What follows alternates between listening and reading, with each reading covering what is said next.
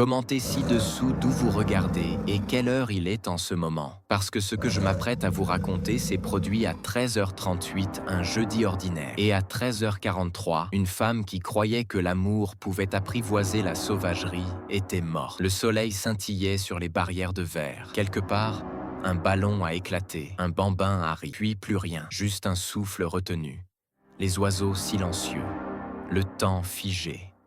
La voix d'un gardien s'est brisée sur la radio, aiguë comme un os qui se rompt. Code rouge. Engagement prédateur. Préparez les canons. Maintenant. Mais rien ne bouge assez vite quand un lion a déjà fait son choix.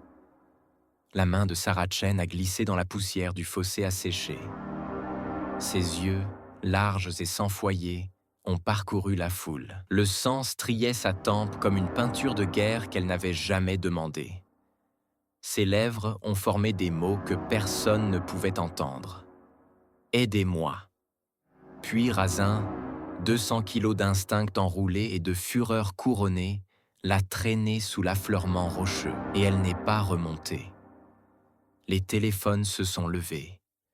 Les enfants ont enfoui leur visage dans les épaules de leur mère. Un père a détourné sa fille, mais pas assez vite. Elle a vu. Ils ont tous vu. Vous regardez Animal Reckoning. Si vous pensez savoir où cela mène, vous vous trompez. Abonnez-vous, partagez et préparez-vous. Parce que Sarah n'a pas glissé, elle n'est pas tombée. Elle a choisi d'y aller. Mais 3 semaines avant sa mort, elle a publié quelque chose en ligne qui a glacé le sang de sa meilleure amie. Nous y reviendrons dans un instant. D'abord, vous devez comprendre qui était vraiment Sarah. Sarah Chen n'était pas imprudente.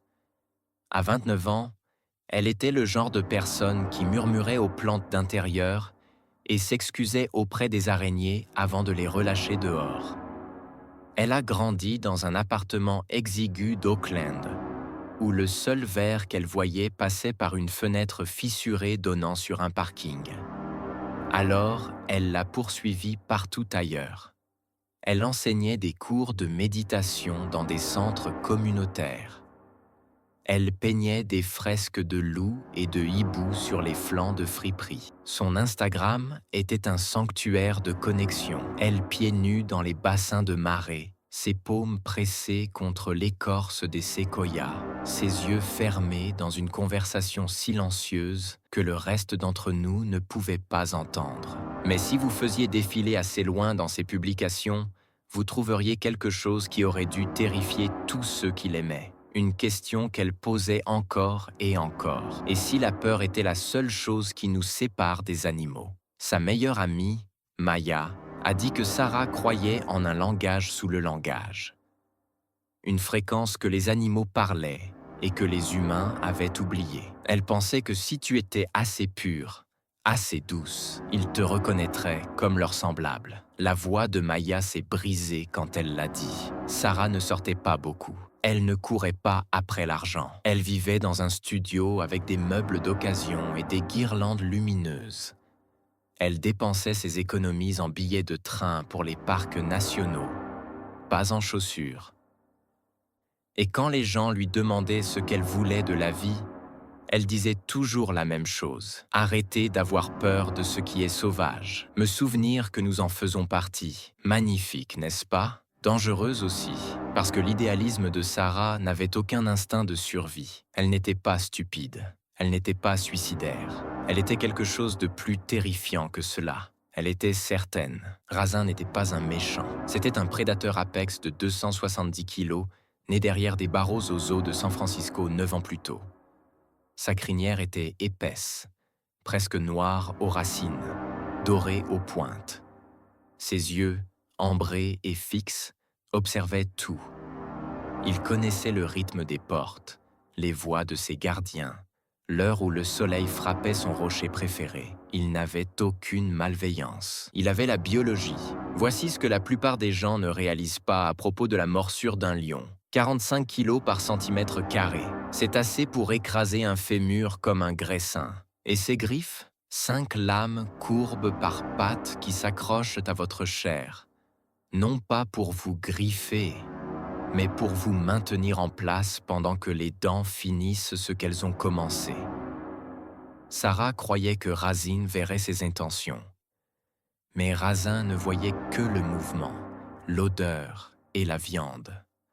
Razin n'avait jamais attaqué de gardien, n'avait jamais chargé le verre, n'avait jamais montré autre chose qu'une domination calme et contrôlée. Mais chaque expert qui l'étudiait disait la même chose. Il n'est pas apprivoisé, il est tolérant. Et la tolérance s'arrête à la seconde où vous entrez dans son espace sans y être invité. Les panneaux étaient partout. Lettres rouges, audacieuses, brutales, danger, ne pas franchir la barrière, animaux sauvages. Mais pour certaines personnes, les panneaux sont des suggestions. Et pour Sarah Chen, c'étaient des insultes. Le lion ne voulait pas lui faire de mal. Mais la nature ne se soucie pas de ce que vous voulez. Elle se soucie de ce que vous êtes. Et Sarah, elle était une proie. 3 semaines avant sa mort, Sarah a publié quelque chose qui a retourné l'estomac de son ami Jordan. Et si vous regardez ceci en ce moment, demandez-vous, si votre meilleur ami écrivait cela, sauriez-vous quoi faire? Elle a dit, nous n'avons pas besoin de cage. Nous avons besoin de confiance. Et si je me tenais devant un lion et que je l'aimais simplement, me verrait-il comme une menace ou comme quelque chose de sacré? Jordan l'a appelée ce soir-là. Ce qu'elle a dit ensuite la hante encore. Sarah, ce n'est pas spirituel, c'est un suicide. Sarah a ri, doucement, imperturbable. Tu ne comprends pas. La peur est la cage, Jordan. J'essaie juste d'être libre. Elle avait fait des recherches sur les techniques de communication animale. Regardait des vidéos de dresseurs travaillant avec de grands félins. Lisait des livres sur l'empathie interspécifique. Elle parlait de frontières énergétiques et de reconnaissance de l'âme. Elle croyait, vraiment croyait, que l'intention était un bouclier. Sa thérapeute a admis plus tard que Sarah avait mentionné vouloir tester sa connexion avec un grand prédateur. Mais cela semblait abstrait, philosophique. Personne ne pensait qu'elle le ferait vraiment. Le zoo avait déjà vu des comportements bizarres. Des gens suspendant des enfants par-dessus des rambardes pour des photos, des ados jetant de la nourriture dans les enclos. Mais quelqu'un qui grimpe à l'intérieur, c'était impensable, jusqu'à ce que ça ne le soit plus. Les drapeaux rouges étaient là, flottant dans le vent. Tout le monde pensait juste que c'était des bannières. Le 19 août 1999. Dans exactement 4h51, Sarah Chen serait morte. Mais ce matin-là, elle s'est réveillée tôt, a tenu un journal pendant 1 heure et s'est habillée de lin léger, blanc et crème, comme si elle assistait à quelque chose de sacré. Elle n'a dit à personne où elle allait. Et voici le détail qui donne encore la chair de poule aux enquêteurs. Elle n'a rien apporté avec elle. Pas de téléphone, pas de pièce d'identité, pas de portefeuille, juste elle-même. Le zoo a ouvert à 10h. Elle est arrivée à 10h47, seule, calme. Elle a acheté un billet, a refusé le plan et s'est dirigée droit vers l'exposition de la savane africaine. Elle est passée devant les zèbres, les girafes, les flamants roses. Elle ne s'est arrêtée que lorsqu'elle a atteint les lions. Razin prenait un bain de soleil sur les rochers, sa queue chassant paresseusement les mouches. Le reste de la troupe se prélassait à l'ombre.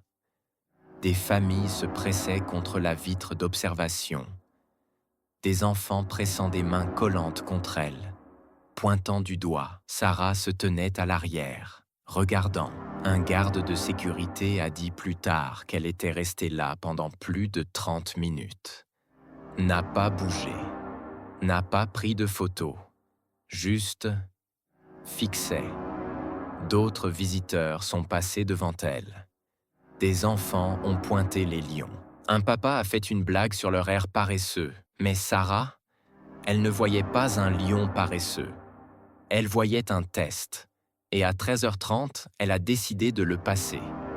Elle a placé ses 2 paumes à plat sur la balustrade extérieure, a fermé les yeux, a respiré, puis elle a grimpé. Elle s'est déplacée comme si elle dansait. Fluide, déterminée. Par-dessus le muret, par-dessus la clôture, dans le fossé, quelqu'un a crié. Une mère a attrapé son fils. Un adolescent a tâtonné pour son téléphone. La tête de Razin s'est levée. Ses oreilles ont pivoté vers l'avant.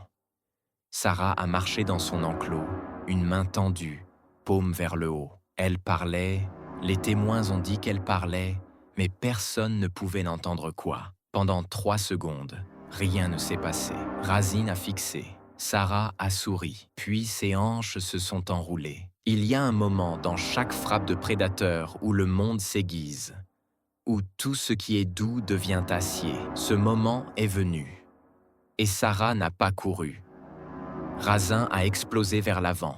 Pas de rugissement, juste de la vitesse. Il a parcouru 4,5 mètres en moins de 2 secondes. Ses mâchoires se sont refermées sur son épaule et le son, ont dit les témoins, était comme une branche d'arbre qui se brise. Sarah a crié. Une fois, Razin l'a secoué. Son corps a fouetté sur le côté, les membres battant comme une poupée de chiffon. Le sang a éclaboussé la poussière. Il l'a traîné vers les rochers. Les gardiens ont sprinté. Les alarmes ont hurlé. Les canons à eau ont tiré. Des jets d'eau à haute pression frappant le flanc de Razin. Il l'a lâchée. Pendant 5 secondes, elle est restée là, haletante, sa main tendue vers le ciel. Puis, il est revenu. Cette fois, ses mâchoires se sont refermées sur son torse. Il a mordu fort. Sa cage thoracique a cédé. Plus d'eau, plus de bruit, plus de chaos. Mais Razin était verrouillé. Au moment où ils l'ont forcé dans l'enclos de maintien, Sarah Chen ne bougeait plus. Les ambulanciers l'ont transportée sur une civière. Son visage était couvert. Elle a été déclarée morte à 14h17. Cause du décès, hémorragie interne massive, lésion d'écrasement, choc traumatique. Le lion n'avait jamais voulu la tuer, mais il l'a fait, parce que c'est ce que font les lions. À 18h, le nom de Sarah était partout. Chercheuse spirituelle massacrée aux zoo de SF. Une femme grimpe dans l'enclos des lions et meurt devant des familles. Était-ce un suicide ou un délire? Mais ce que les gros titres ne vous ont pas dit, ce qu'il a fallu 3 mois aux enquêteurs pour découvrir, était bien plus troublant que quiconque ne l'imaginait. Et cela change tout ce que vous pensez savoir sur ce qui s'est passé ce jour-là. Des images se sont répandues comme une traînée de poudre. Des vidéos de téléphones tremblantes. Sarah grimpant, Sarah marchant, Sarah tombant. Les gens ne pouvaient pas détourner le regard. Son Instagram a été inondé. Des inconnus ont laissé des commentaires. Elle était courageuse. Elle était stupide. Elle était mentalement malade. Et personne ne l'a aidée. Devant le zoo, des fleurs se sont empilées. Des bougies ont vacillé. Des panneaux manuscrits disaient « Repose en paix, Sarah. Tu croyais en l'amour. » Mais à l'intérieur des salles d'enquête, une image différente a émergé. Ses entrées de journal, son historique de recherche, ses emails aux sanctuaires animaliers demandant comment communier avec les prédateurs. Un psychologue médico-légal a examiné ses écrits et a dit « Elle présentait des signes de pensée magique, croyant que son état intérieur pouvait altérer la réalité externe. C'est courant dans certaines communautés spirituelles, et c'est mortel lorsqu'il est appliqué aux prédateurs apex. » Le zoo a publié une déclaration. Des mots comme « tragédie » et « imprévu » et « incident isolé ». Mais le rapport de sécurité divulgué racontait une histoire différente. Les barrières pouvaient être escaladées. Le fossé pouvait être traversé. Et Sarah n'était pas la première personne à essayer. Elle était juste la première à réussir. Ils ont renforcé les murs après cela, ont ajouté des clôtures électriques, posté des gardes. Et Razin, il est retourné à sa troupe, retourné au rocher, retourné au soleil. Il ne savait pas ce qu'il avait fait de mal, parce que dans son monde, il ne l'avait pas fait. Voici la vérité que personne ne veut dire à haute voix. Sarah Chen aimait les animaux plus qu'elle ne les comprenait. Et cet amour l'a tuée. Mais avant de la juger, répondez à ceci. Combien d'entre nous font exactement la même chose de différentes manières? Combien d'entre nous aimons tellement l'idée de quelque chose que nous ignorons ce qu'il est réellement? Nous romantisons la sauvagerie. Nous regardons des documentaires et pensons « Si j'étais juste assez doux, assez calme, assez pur ». Mais les lions ne se soucient pas de vos chakras. Les ours ne lisent pas votre énergie. Les loups n'honorent pas vos intentions. Ils voient le mouvement, l'odeur, menace ou pas menace. Et quand vous franchissez leur espace sans invitation, vous devenez nourriture. Le zoo de San Francisco fonctionne toujours. Razing a vécu encore 6 ans avant de mourir de cause naturelle. L'enclos où Sarah est morte est maintenant entouré de barrières renforcées de 5 mètres de haut. Mais la question persiste. Combien d'autres personnes doivent mourir avant que nous cessions de confondre respect et intimité? Si cette histoire vous a secoué, tant mieux. Elle le devrait. Et si vous êtes resté jusqu'à la fin, vous êtes le genre de personne qui ne détourne pas le regard des vérités difficiles. C'est exactement le genre de personne qui doit voir ces histoires. Abonnez-vous pour ne pas manquer la prochaine. Partagez-la avec quelqu'un qui a besoin de l'entendre. Et laissez un commentaire pour me dire « Qu'auriez-vous fait si Sarah était votre amie? L'auriez-vous arrêtée ?»